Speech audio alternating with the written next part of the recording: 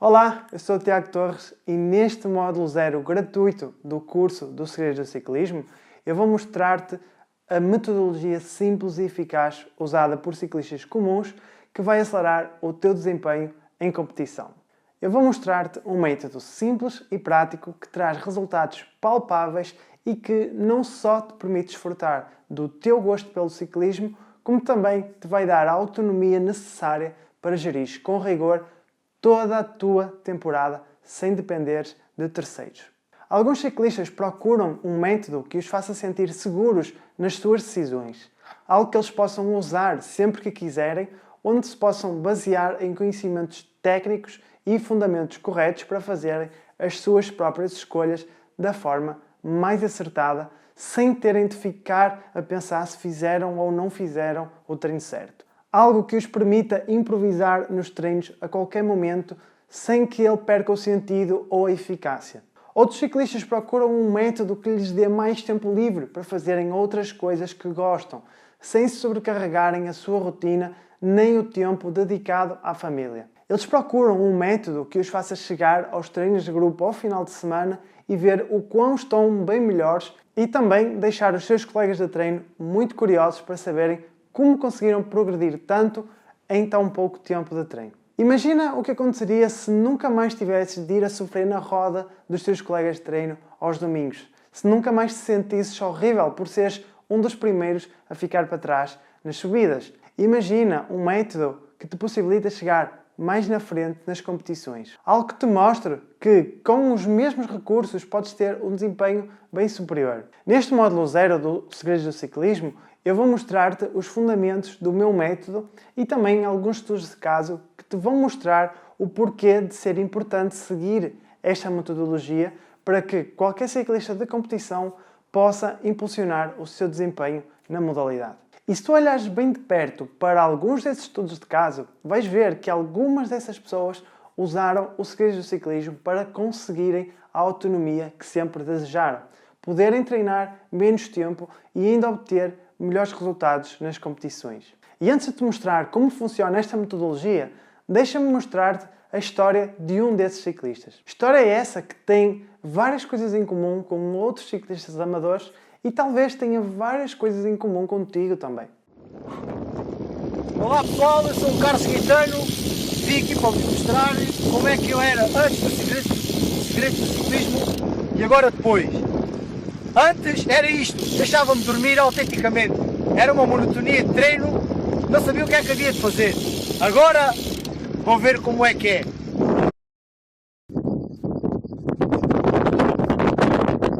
Treinos de força!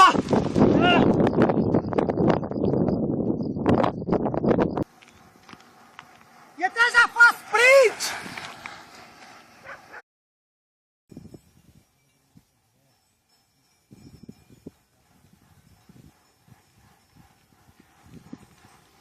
Treinos de esforço máximo!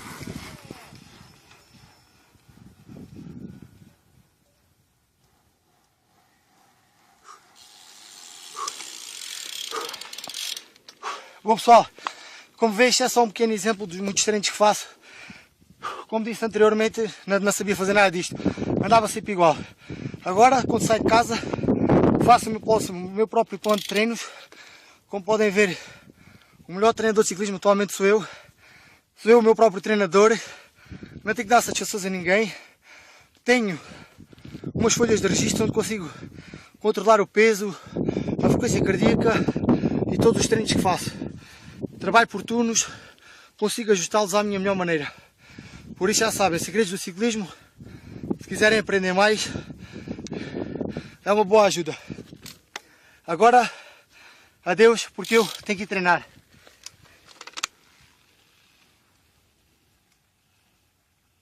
Incrível, não é? E quem sabe não tenhas encontrado alguns pontos em comum com a tua própria história, ou talvez não. E se for esse o caso, no final deste vídeo eu vou-te mostrar como tu podes encontrar outros estudos de caso de ciclistas e também treinadores que usaram este método para que tu possas, de certa forma, encontrar alguma coisa que tenhas em comum com eles. Mas antes de eu te explicar exatamente, passo a passo, como funciona este método, deixa-me contar-te como é que eu cheguei nele. Eu nasci no Porto em 1991. Ao longo da minha infância e adolescência, os meus pais sempre fizeram tudo para que eu conseguisse ser alguém na vida e investiram todos os seus esforços nisso, inclusive nos vários desportos que eu quis experimentar. Comecei no futebol, depois fui para o ténis, depois estive na natação e já com os meus 15 anos andei também no handball. Sempre fui amante de desporto e pratiquei um pouco de tudo. Em 2006 houve uma mudança importante. Entrei no liceu e mudei-me para a Escola da Maia. Eu era aquele típico aluno nerd da turma. Era o barra da informática e o viciado em jogos de computador. E foi nesse mesmo ano, em 2006, que comecei a gostar do ciclismo. Tudo por causa de um jogo de computador, na altura, o Cycling Manager. Eu fiquei de tal forma viciado naquele jogo que depois comecei a entender melhor como o ciclismo funcionava. Comecei a gostar de ver ciclismo na televisão, o vício foi crescendo e, claro, não demorou muito tempo até começar a dar uma vontade louca de pedalar também. Pegava na minha bicicleta de BTT, que já tinha há uns anos lá encostada na garagem, e ia dar umas voltas aqui pela zona, mas sem grandes objetivos. Mais tarde surgiu a oportunidade de começar a competir no BTT e comecei no Campeonato Municipal da Maia e ainda nesse ano comecei também a treinar com alguns ciclistas da equipa da Maia na vertente de estrada com uma bicicleta emprestada. E depois disso comecei a fazer alguns treinos com os amigos até que em 2008 surgiu a oportunidade de ingressar pela primeira vez no ciclismo federado na vertente de estrada. E foi graças a essa entrada no ciclismo que tudo mudou na minha vida. Eu comecei a competir no escalão de júniores na equipa do ASC Vila do Conde.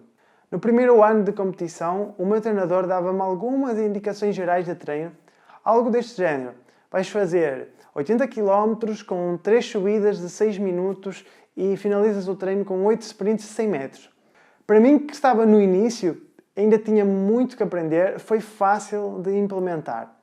Esse tipo de treino dava-me mais liberdade para eu escolher as subidas que ia fazer e como eu ia fazer os esforços mais intensos.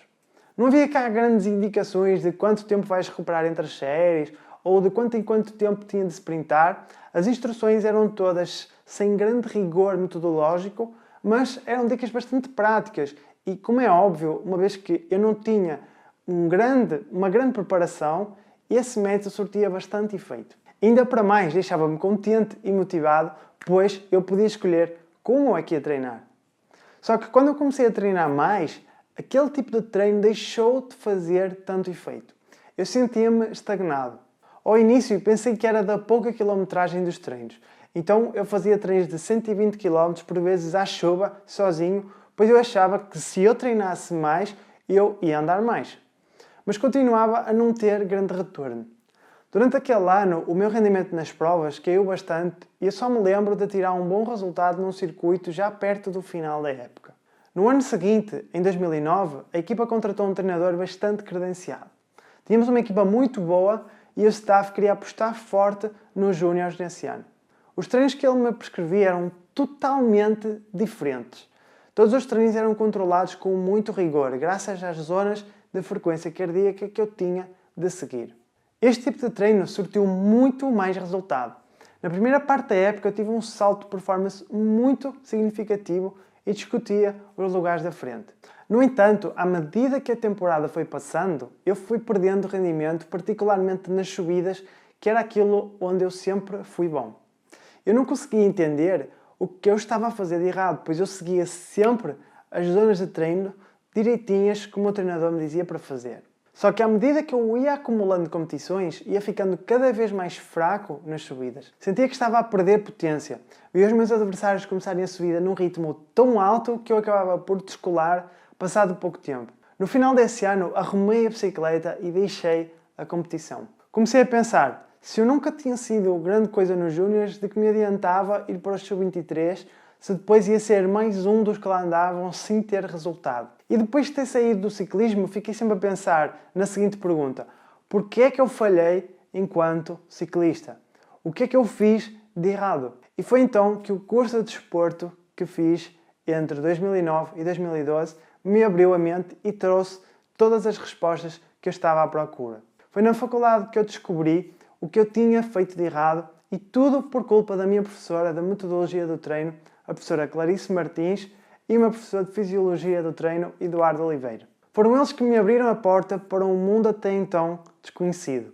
Eu achava que o treino por zonas era um simples treino onde eu tinha de seguir uma determinada zona de treino para obter melhor resultado naquela intensidade. Só que eu aprendi durante esse tempo que o fator mais determinante para o sucesso do treino de resistência não é a zona ou a intensidade por si só, mas sim o tempo que trabalhamos em cada uma das respectivas zonas de treino.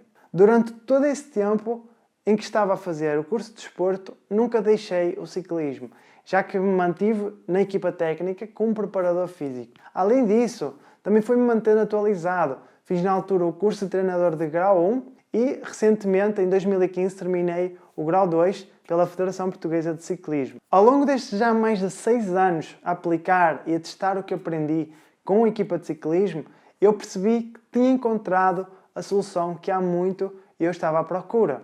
Eu percebi que tinha estado a treinar de forma errada durante muito tempo. Eu percebi que quando eu tinha uma série de 8 minutos prescrita naquela zona, mas em vez de fazer os 8 minutos eu fazia 18 minutos, o meu desempenho diminuía muito nessa mesma zona de treino. Isto porquê? Porque estava a treinar mais a resistência e a treinar menos a potência. Algo que me foi deixando um ciclista mais lento, que apesar de aguentar muitos quilómetros nas alturas cruciais da corrida, quando o ritmo era muito alto, eu não tinha pernas. Eu entendi finalmente porque é que muitos ciclistas falham nos seus objetivos, principalmente porque têm demasiado tempo nas zonas de treino e nas intensidades que lhes são prescritas. Ou então não cumprem corretamente os tempos de recuperação pedidos e isso traz menos resultado, principalmente para quem faz competições. Sei que isso pode parecer contraditório, mas é precisamente isso que te quero explicar neste mesmo vídeo. Quero-te mostrar como é que o fator tempo tem uma relevância muito maior do que a zona de treino em si ou a intensidade prescrita. E o mais incrível é que eu posso prescrever algumas intensidades apenas usando o tempo, sem pedir nenhuma zona em particular, e por esse mesmo motivo conseguirás ter muito mais resultado treinando menos tempo do que aquilo que talvez tenhas pensado que fosse necessário. Como é que isso é possível? É o que eu te vou mostrar neste vídeo a partir de agora. Eu vou-te mostrar o núcleo da estratégia que possibilita a ciclistas comuns obterem melhores resultados com uma motivação muito maior, apesar de terem pouco tempo para treinar, tal como já deves ter visto em alguma das histórias que já mostrei. Isso acontece porque o método do Segredos do Ciclismo é diferente do método tradicional de se prescrever treino. O que a minha experiência me diz ao longo destes anos no ciclismo é que o maior erro dos ciclistas é querer aumentar a quilometragem e as horas de treino quando os resultados começam a cair, mas esquecem-se que, em muitas das vezes, isso deve-se à falta de intensidade no treino e não falta de horas ou de quilómetros. E isso acontece porque durante o exercício o nosso corpo pode produzir energia pela via anaeróbia e pela via aeróbia. Essas duas vias produzem energia de 3 fontes principais.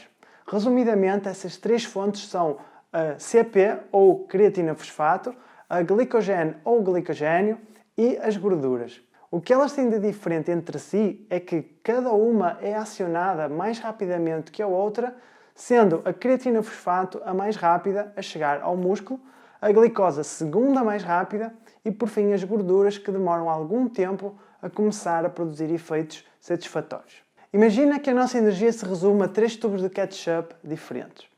O tubo da creatina fosfato é o mais pequeno, o da glicose é o médio e o das gorduras é o grande. Quando o corpo solicita um esforço muito intenso, onde os músculos precisam de uma grande quantidade de energia em pouco tempo, ele vai recorrer ao tubo que tem a boca mais larga para poder libertar mais energia num curto espaço de tempo.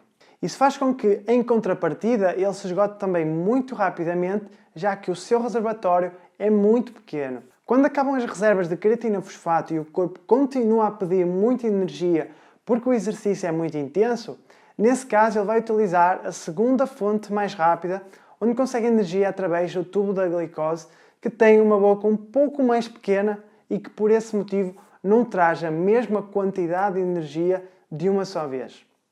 Isso significa que quando fazemos um esforço que utiliza esta fonte de energia, ele vai durar mais tempo do que a creatina fosfato até esgotar as suas reservas. O problema desta fonte de energia é que ela produz íons de hidrogênio que vão prejudicar o bom funcionamento destes mecanismos e, por isso, o corpo produz lactato para intervir nesta situação, servindo de rolha para que os íons de hidrogênio não se acumulem em demasia no sangue e, desta forma, o exercício possa continuar nessa intensidade. Mas, e se o esforço que estou a fazer na bike continuar a pedir um débito de energia muito alto e eu já tiver esgotado também a segunda fonte de energia ou tiver muito lactato acumulado? Então, aí vão entrar em ação a fonte das gorduras, através do processo de oxidação que decorre nas células. O problema desta fonte é que, por o seu tubo ter uma boca muito mais fina, isso significa que produz energia para esforços menos intensos, porque traz menos quantidade de energia de cada vez. A boa notícia é que, por sua vez, as reservas desta fonte de energia são extremamente grandes e duram muitas horas. O ponto principal que te quero transmitir é o seguinte: cada uma dessas 3 fontes de energia tem um limite a partir do qual não conseguimos continuar o exercício naquela intensidade, pelo simples motivo de que essa fonte de energia se esgotou ao final de um determinado tempo.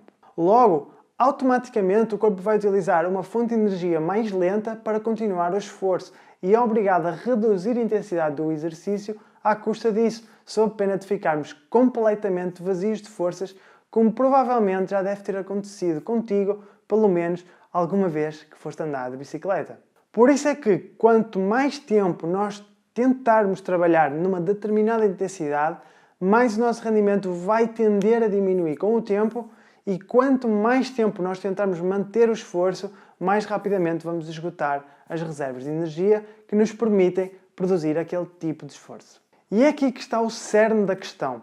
Se eu quero evoluir o meu desempenho, mas estou sempre a aumentar o tempo do treino ou a distância do mesmo, isso quer dizer que eu estou a trabalhar as minhas fontes de energia mais lentas e a esquecer as mais rápidas, quando são precisamente as fontes de energia mais rápida que nos vão dar mais potência e mais velocidade, ambas muito necessárias para suster ritmos altos em competição, em particular aquelas zonas duras onde os adversários nos tentam deixar para trás. Agora, tenho a certeza que estás a perguntar-te o seguinte: como é que eu posso saber quando é que eu estou a usar uma fonte de energia em vez da outra? Existe alguma forma de saber isso? A boa notícia é que sim. Cada fonte de energia tem um tempo limite de utilização.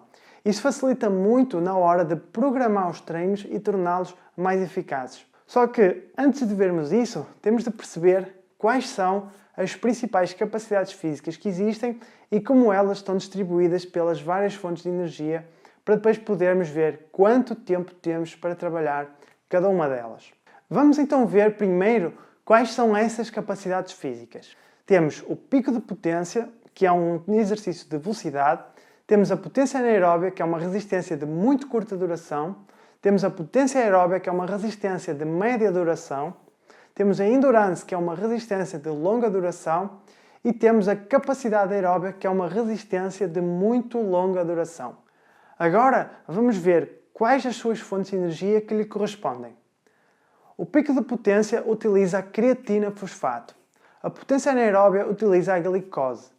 A potência aeróbia utiliza o glicogênio. A endurance utiliza as gorduras, assim como a capacidade aeróbia também utiliza as gorduras. Cada uma destas 5 capacidades físicas, por utilizar fontes diferentes de energia, tem também tempos limitados de utilização.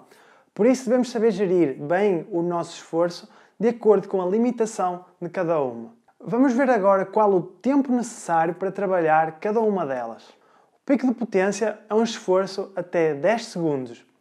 A potência anaeróbia é um esforço até 2 minutos.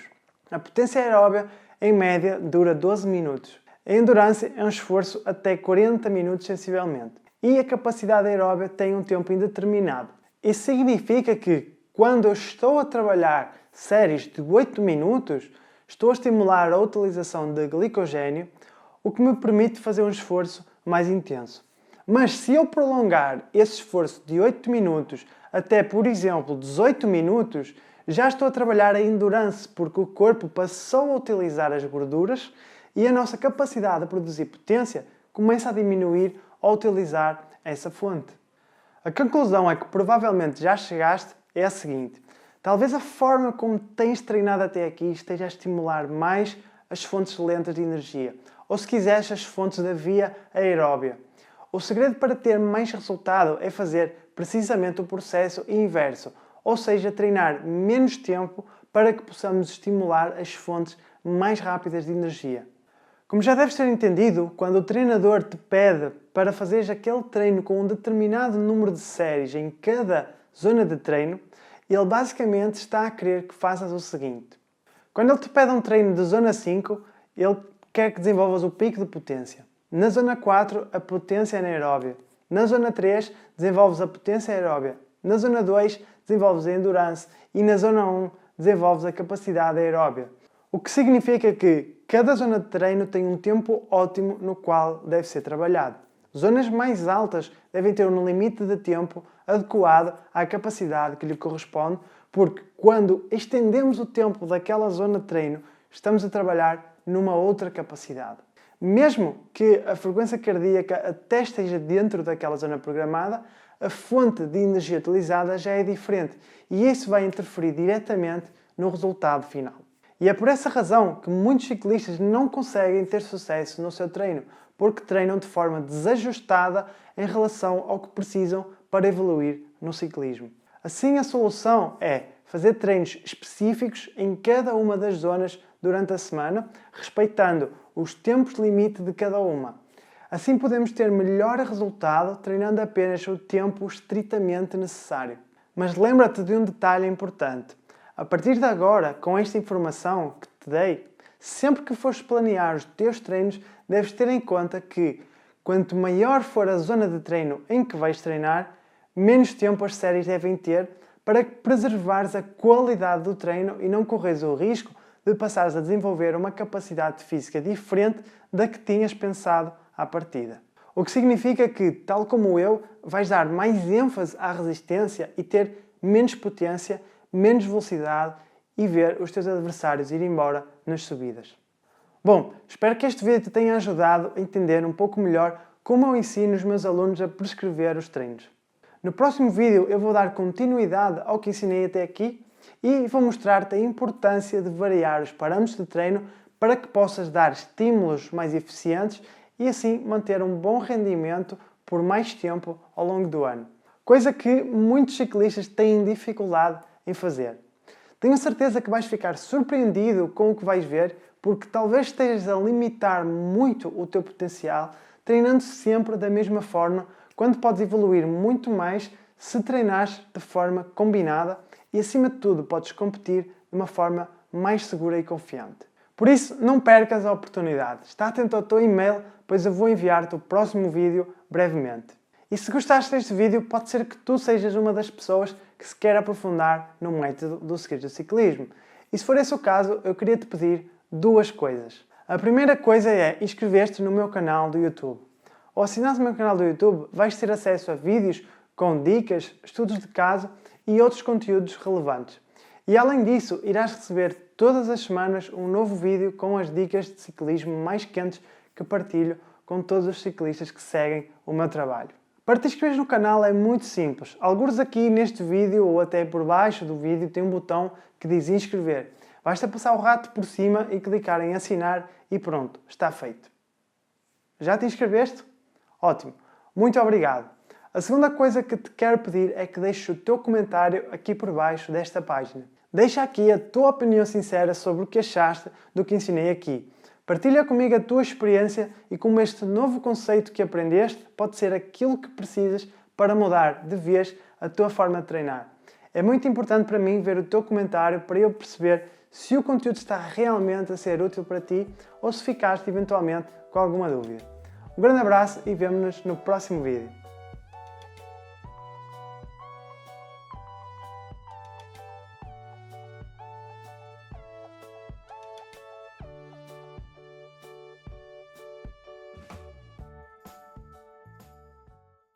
Olá, ciclistas! Eu sou João Carlos, aqui de São José dos Campos, Brasil. Mais um final de treino, mais 100 km para conta. Mais um dia de batalha aí, para quem são os amantes do ciclismo. Eu pratico ciclismo há bastante tempo, faço minhas planilhas há mais ou menos uns 10 anos que eu faço minhas planilhas por conta. Isso aqui são algumas coisas que eu já ganhei, alguns troféus, alguns campeonatos. Brasileiro, paulista, campeonatos regionais. Mas eu não estou aqui para falar de mim, eu estou aqui para falar dos segredos do ciclismo, o Thiago Torres. Eu venho treinando há uns 5 meses mais ou menos, fazendo e seguindo as orientações do Thiago, e tenho sentido uma melhora considerável nos meus treinos. Uma melhora assim, que eu não imaginei que teria, né? Por fazer a planilha há muito tempo, eu achei que eu tinha chegado num nível ótimo, né? Ainda mais pela minha idade, 42 anos e tudo mais. Mas eu consegui com as orientações, ajustes que eu não conseguia antes. E isso me ajudou muito e agradeço o Thiago. O segredo do ciclismo, as técnicas que ele ensina são muito boas. Então vale a pena, pessoal. Vamos treinar, vamos seguir a orientação do bom treinador igual o Thiago.